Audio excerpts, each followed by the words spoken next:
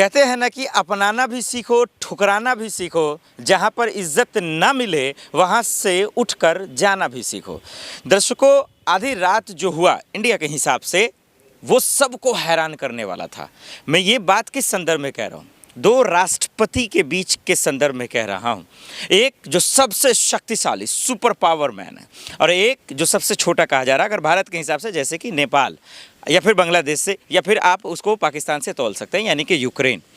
भाई, जो दो राष्ट्रपति के बीच में जो तीखी बहस हुई ना, जो हैसियत की बात हुई, जिस इज्जत की बात हुई ना, वो बार बार आप देखिए। और जो मैंने शुरुआत में कहा उस लाइन को बार बार सुनिए कि वाकई में अपनाना भी सीखिए, ठुकराना भी सीख दीजिए, लेकिन जब बात अपने हैसियत की आ जाए, इज्जत की आ जाए ना, तो फिर लात मारना भी सीखिए। और ये चीज़ हमने देखा है। दर्शकों, अमेरिकी राष्ट्रपति डोनाल्ड ट्रंप महोदय को तो आप जानते हैं, साहब गुस्से हो गए, नाराज हो गए। लेकिन क्यों हो गए? और एक तरफ यूक्रेन के राष्ट्रपति साहब थे, जेलेंस्की साहब, वो क्यों आखिर इतना एग्रेशन में आ गए? क्या वो सही थे? ट्रंप साहब सही थे? या फिर जब उपराष्ट्रपति साहब आ गए तो वो सही थे? क्या मामला है? आखिर क्यों सोशल मीडिया पर इतना जो है ट्रेंड कर रहा है?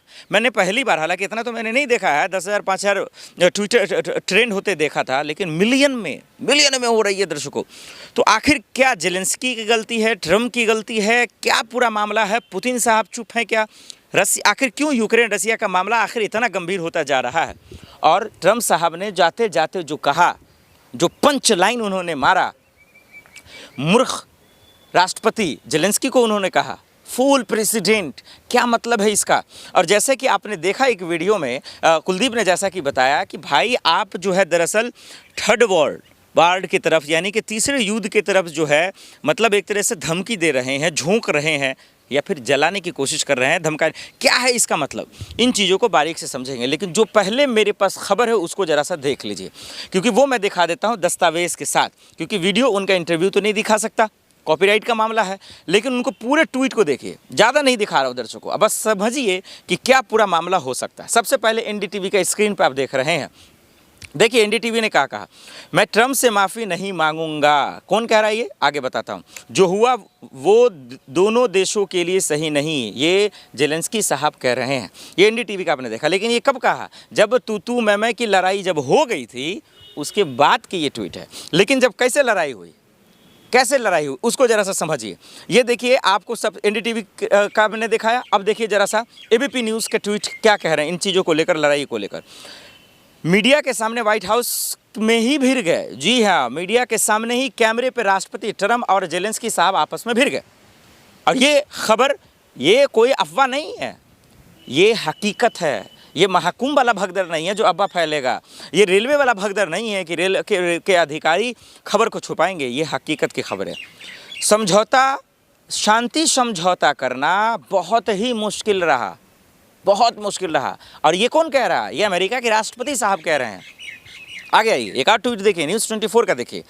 यह युद्ध नहीं जीतने वाले हैं। ट्रंप की जेलेंस्की को खुली सीख कहें, सबक कहें, या फिर चेतावनी कहें कि जो रवैया है, जो बर्ताव है, या फिर जो दिमाग में गोबर भरा है, वो नहीं है।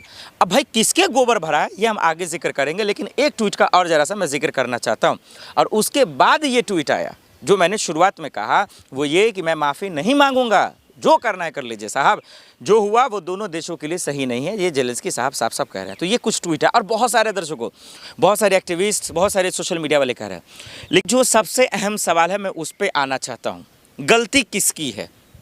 क्या जेलेंस्की माफ़ी ना मांगकर गलती कर दी है? क्या वाकई में यूक्रेन ख़त्म हो जाएगा? क्या ट्रंप साहब वाकई में बदला ले लेंगे? आइए इसको ज़रा सा हम बारीक से समझाते हैं। दर्शकों देखिए, जब किसी को परख इंसान के तौर पे होगा ना, ह्यूमैनिटी के तौर पे होगा ना, मानवता के तौर पे होगा ना, फिर किसी को आप यहाँ चोट नहीं करेंगे।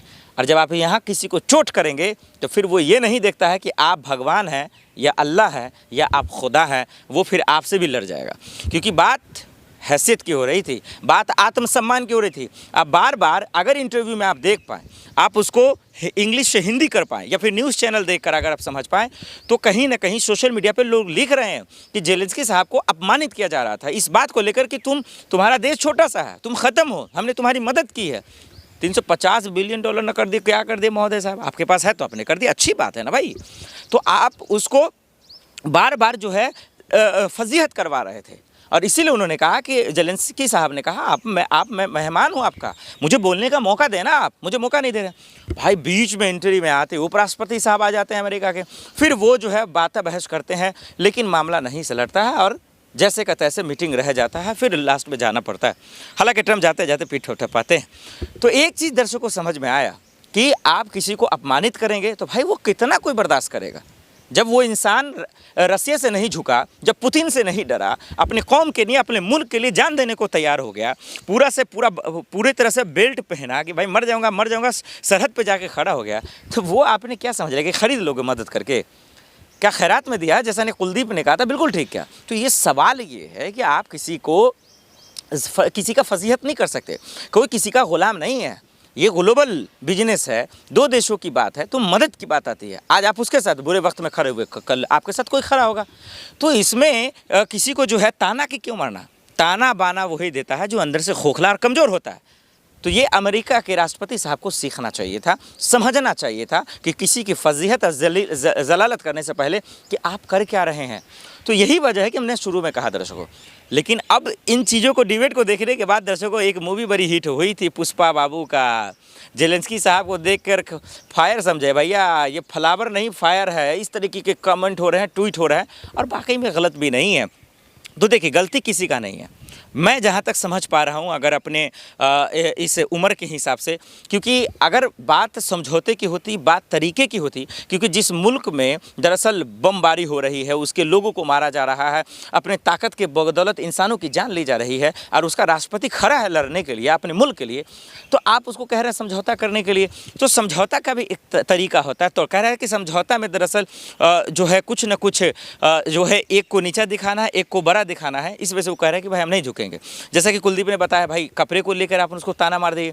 तो ये कहीं ना कहीं जो ये लड़ाई है, ये बहुत भयंकर लड़ाई है, युद्ध की तरफ छेड़ दिया गया है। और तो और अमेरिकी राष्ट्रपति डोनाल्ड ट्रम्प साहब ने ये भी कह दिया, भाई साहब आपके बुरे वक्त शुरू हो गए हैं। ज़ेलेंस्की साहब को, यूक्रेन के राष्ट्रपति को बुरे दिन शुरू हो गए। तो इस धमकी का, इस चैलेंज का क्या मतलब निकाला जाए? और ये धमकी नहीं है, ये भयंकर धमकी है, ये खतरनाक धमकी है, ये चुनौती बहुत डेंजरस है। लोगों की निगाहें यहीं पे है, जितना भी सोशल मीडिया है, टीवी चैनल है, मेन स्ट्रीम मीडिया है, यूट्यूब चैनल है, सबको देख लीजिए। लोग यही सोच रहे हैं कि भाई हुआ क्या, किसी को पच नहीं रहा। तो जो अपडेट फिलहाल हमारे पास जो आए हैं वो हम आपको बता रहे हैं। अब इस पर जितने भी लोगों की रिएक्शन आएंगे वो भी हम आपको पल पल के अपडेट आप तक पहुँचाते रहेंगे। लेकिन ये सबसे बड़ा सवाल है कि इस पर अब भारत और बाकी जो देश है उसका क्या रिएक्शन रहता है, ये सबसे बड़ी बात है। लेकिन जाते जाते आप दर्शकों से मैं पूछना चाहता हूँ, गलत किसने किया? क्या वाकई में ट्रम्प साहब की गलती थी या फिर ज़ेलेंस्की साहब की गलती थी? क्यों आखिर समझौता नहीं हो पाया? क्यों दोनों झुकने को तैयार नहीं है? ये आप दर्शक से बेहतर कोई बता नहीं सकता है।